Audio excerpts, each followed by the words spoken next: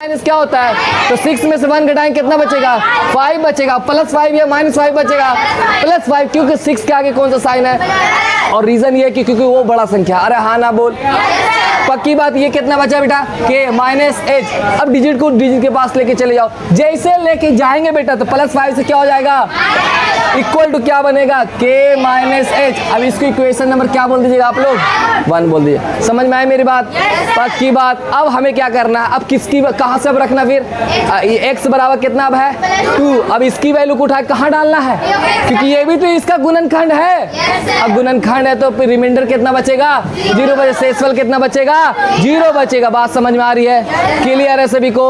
तो बेटा रख लो x की वैल्यू कितना 2, तो कितना होगा, जहाँ जहाँ x वहाँ वहाँ क्या रखना है, 2 रखना है। और 2 का क्या होगा, क्यूब होगा।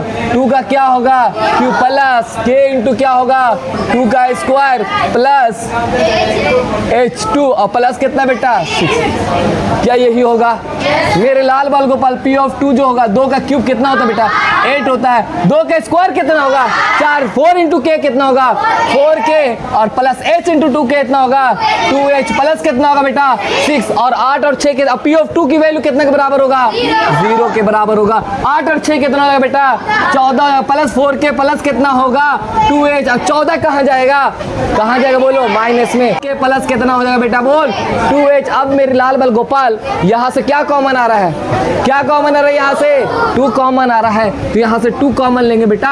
अब 2 के टेबल में 4 कितने बार में आता है, तो 2 क्या आएगा, 2 कितना निकल जाएगा तो कितना बचेगा h। अब ये मल्टीप्लाई से कहाँ जाएगा, डिवाइड में, बेसिकली ये तो इससे कट जाएगा ना बेटा, कितने बार में कटेगा, कितने बार में कटेगा 7 बार में बेटा, 7 बार में। तो यहाँ बचे कितना -7, तो ये बचा क्या बेटा 2k प्लस h। अब यहाँ से क्या करना, आपको किसी एक की वैल्यू निकाल लेना, चाहे k की वैल्यू निकालो, चाहे जिसका मन करे उसकी वैल्यू निकाल लो, जिसका मन करे। हम यहाँ से h की वैल्यू क्या करते हैं, निकाल